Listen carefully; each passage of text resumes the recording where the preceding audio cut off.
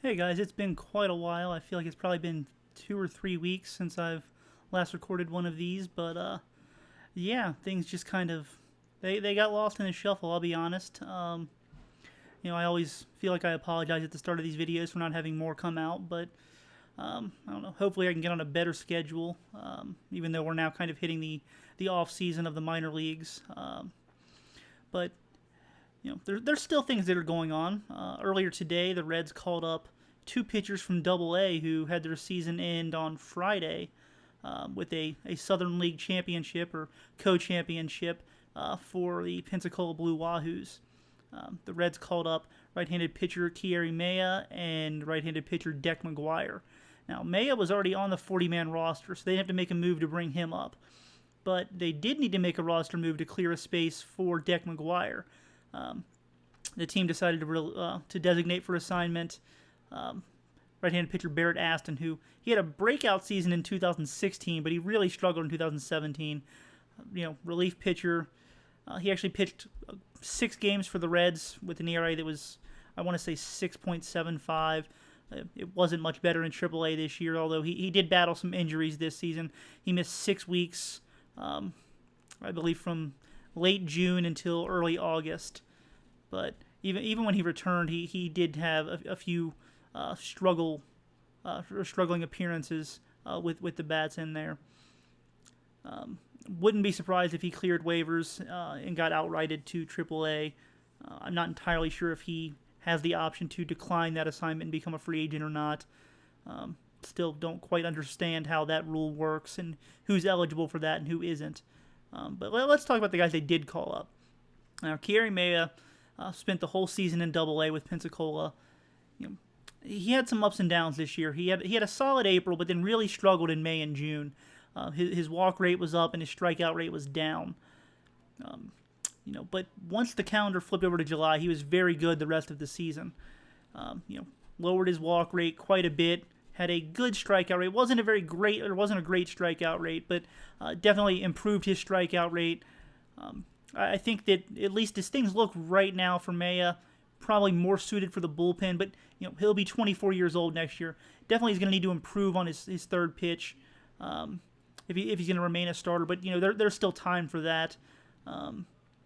With things working out right now, with innings limits approaching for a few guys, there's a chance that he could get a start or two later in the month with the Reds, but I think that it'd probably be more likely that he'll just see time in the bullpen, which I think that could be a good role for him moving forward, at least in terms of the big league level. I keep him starting at the minor league level for now, but when his fastball's at his best, he's going to be 95, 96, and it's got good movement. There's some sinking action to it. There's some running action to it. His breaking ball can be inconsistent, but again, when it's at its best, it's a very good-looking pitch. I think that both of those play at the major league level right now, if that's just what he's focusing on, especially in shorter stints like you'd see as a relief pitcher. So it'll be interesting to see how the Reds use him and get some more information and data on him. Just even if it is just in September, having that information is better than not having that information. Now, with Deck McGwire, that was an interesting move for the Reds. He's 28 years old already. He's never pitched in the major leagues. Now, he is a former first-round draft pick, but that was back in 2010. And he's really had an up-and-down career. He spent time with the Blue Jays, who drafted him. The Oakland A's took a chance on him. There was a team in between there and the Reds. I can't remember who he pitched for last year. It was the Dodgers. He pitched with the Dodgers well last year between Double A and Triple A, but did not get the call up. That was 2 years ago, and then he was with the Cardinals, I believe, last year. But like Maia, he spent his whole season in Double A this year with Pensacola, and he was outstanding. He had a 2.79 ERA and 168 innings. That didn't include 8 shutout innings that he threw in the playoffs in front of 2 of the Reds' ownership group and 2 members of the front office staff, where he struck out 13 batters and didn't walk anybody. So, I mean, if you're going to have the game of your life, that's probably the game that you want to have it when all of those guys are in attendance. very good for Deck McGwire to finally, break through and get his opportunity to be in the big leagues. If you're going to give out things on a performance-based basis, he absolutely earned his call-up this year. Just dominated for Pensacola pretty much from start to finish, and 170 strikeouts this season, 50 walks in 160 innings. Very, very good numbers. Now, whether he kind of fits into the future plans for the Reds or not, I'm not so sure about that. They definitely have younger pitchers to look forward to. Now, that doesn't necessarily mean that they're going to be better, but there's probably more room for growth with those kinds of guys than a guy who's already in his late 20s and has never pitched in the big leagues. But especially if you're going to look at him as a reliever, that kind of changes the game up a little bit for him. So it'll be interesting to see, one, how he's used by the Reds this September, and two, how that stuff plays against other big leaguers. You never really know until you know. And with the numbers that he put up, maybe there's a chance that he could carve out a nice little career as a relief pitcher. The Reds certainly could use more arms to in their bullpen. They've really struggled in the second half this year.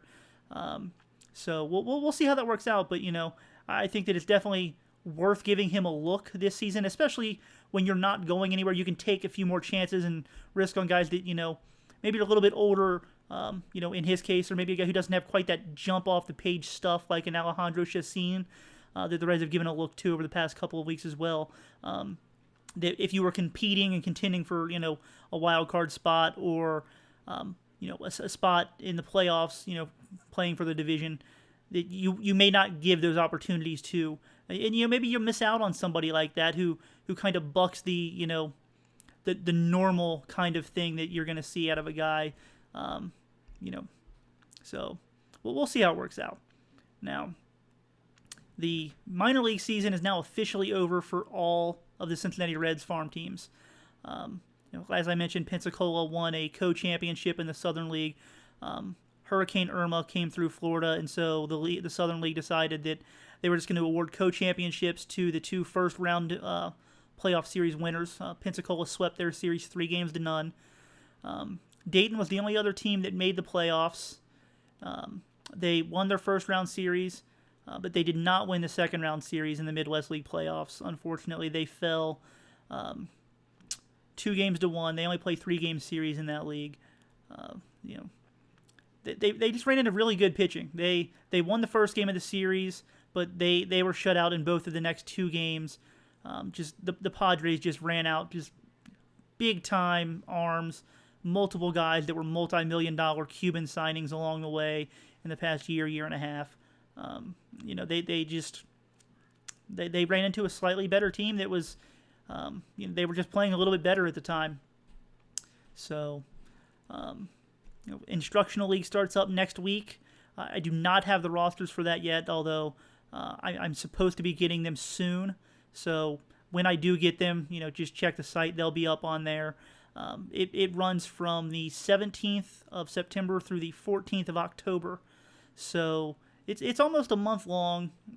In the past, the Reds have had kind of 2 different things going on at once. They've had basically a younger team full of guys that were kind of in the rookie ball, low A Dayton squad that they had. And then, another team set up for guys that were more advanced. Guys that would make up a team that were probably playing between Daytona and Pensacola, with maybe a few guys from Louisville mixed in there. I don't know if they're going to do that again this year or not. I'd venture to guess that they would, but we will definitely see. My favorite part about getting the Instructional League rosters, though, is more to see which guys they bring stateside from the Dominican Summer League who performed well.